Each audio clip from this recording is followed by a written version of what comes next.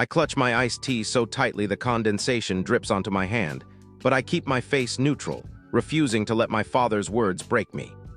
"Leela, you'll never match your brother's drive," he says, his voice cutting through the clink of silverware at our family dinner.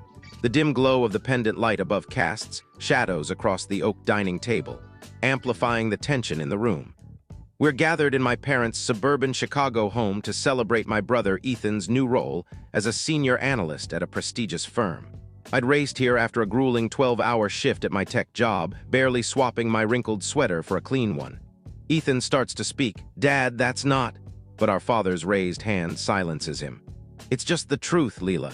Ethan's always been the ambitious one. You chose a quieter path. Nothing wrong with that." My mother nods, her silver bracelet, my birthday gift to her last year, glinting as she adjusts her napkin. "You're dependable, Leela. Ethan's climbing the ladder." My brother, in a sharp navy blazer, looks uncomfortable but says nothing, his eyes fixed on his plate of roasted chicken. I glance at the bracelet, remembering how Mom had called it cute but not quite my taste before wearing it to every one of Ethan's milestone events. The weight of years of unspoken resentment presses against my chest. Then, something inside me shifts. I stand, reach into my tote bag, and pull out a folded bank statement I've carried for weeks, unsure when to reveal it. "I've been paying your bills for 3 years, I say, placing the paper on the table. "Including this house." My father's fork freezes midair. My mother's eyes narrow, but she quickly recovers, waving a dismissive hand, a gesture I know too well. "That's what family does, Leela. Ethan's career comes first."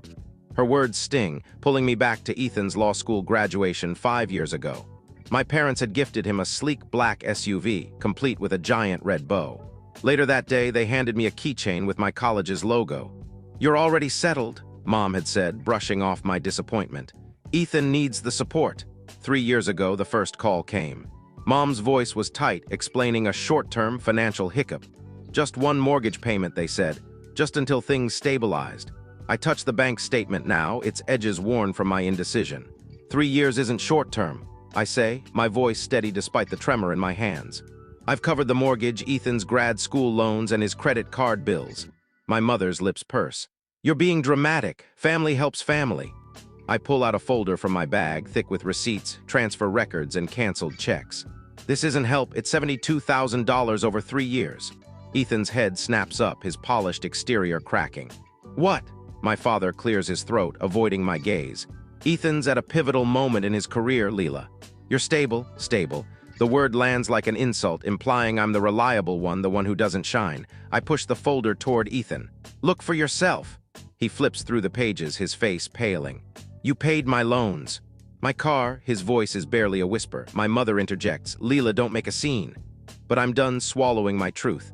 "I'm not your bank," I say, standing taller. "I'm done." My father's voice hardens. "You're throwing away family over money?" I meet his gaze. "No, Dad, I'm reclaiming my life." I grab my bag and walk out, the weight of their expectations lifting with each step. A week later, I'm sorting through my parents' cluttered home office at their request. "You're so good with numbers," Mom says, her tone laced with condescension, as if my data analyst job is a quaint hobby. While digging through a pile of tax documents, I find something that stops me cold. A credit card statement in my name, but not mine. Ethan's. A $15,000 balance, paid off with a transfer from my savings account. My hands shake as I uncover more. Car loan payments, luxury watch purchases, and restaurant bills, all tied to Ethan's name, all drawn from my account. This wasn't a one-time favor. This was deliberate. I hear footsteps and turn to see my mother in the doorway, her bracelet catching the light. "Find the tax forms?" she asks, then notices the papers in my hands. Her expression shifts, not to guilt, but to irritation. "What is this?" I ask, holding up the credit card statement. My voice feels detached, like it belongs to someone else. My father appears behind her, adjusting his glasses. Ethan lingers in the hall, scrolling on his phone, oblivious. "Leela, don't overreact," Mom says. "Ethan's career required certain investments." "Investments?" I hold up another document. $15,000 on his credit card, $8,000 for his car. $24,000 for his loans, all from my account. Ethan looks up startled. "Mom said you volunteered the money." My mother's face tightens. "You were helping the family, Leela." Ethan needed to focus. The room feels suffocating. 3 years of believing I was bailing them out of a crisis when I was funding Ethan's lifestyle. I've been postponing my own loan payments, I say, my voice rising. I've skipped medical appointments because I couldn't afford them. My mother blinks, uncomprehending. Family sacrifices, Leela. Ethan's wedding is next year. You'll help with that, of course. The assumption hits me like a slap. I grab the stack of documents and walk out, ignoring her calls. Later, I meet my coworker Nadia at a coffee shop. She pores over the papers, her expression darkening. This isn't support, Leela. It's theft. The word jars me, reframing years of guilt as something far uglier. Over the next week, my phone buzzes with messages from cousins and aunts about a family reunion my parents are planning, without mentioning me. Nadia shows me Ethan's social media, where he's flaunting an engagement ring and a caption about the wedding of the decade. My mother's comment below reads, "Leela will make it unforgettable." They're still promising my money. I start journaling every call, every request, every dollar I've given. The notebook becomes my anchor, a record of manipulation I hadn't seen clearly until now. One evening, my Uncle Ray visits my apartment unannounced. "You've been skipping family events," he says, his voice kind but firm. "I always thought you held this family together. Now I'm wondering if they've been using you." His words break something open in me. The next day, I confront my parents in their kitchen. Ethan's there, flipping through wedding venue brochures. "The deposit's due soon," Mom says casually, assuming I'll cover it. "I'm done paying," I say. The room goes still. Ethan drops his brochure. My mother laughs, disbelieving. "You don't mean that?" "I do." I slide a folder across the counter, detailing every payment, $72,000 in total. "I've been funding your lives while you call me a failure." Ethan's face crumples as he scans the numbers. My mother's voice falters. "You can't just abandon us." "I'm not abandoning you," I say. "I'm choosing myself." 2 weeks later, I accept a job offer in Portland, senior data analyst, $140,000 a year. Nadia helps me crunch the numbers. Without my family's demands, I could clear my student loans in 4 years. Uncle Ray calls to say he's proud of me for setting boundaries. "Your parents are struggling," he adds. "They might sell the house." I feel a pang but no regret. At Ethan's engagement dinner, I arrive with a gift, a binder of every financial record wrapped in gold paper. The room, filled with relatives, falls silent as I hand it to Ethan. "This is what I've given you," I say. $72,000. The truth is my gift." Ethan's fiancée gasps as he flips through the pages. Murmurs ripple through the crowd. My mother tries to intervene, but Ethan cuts her off.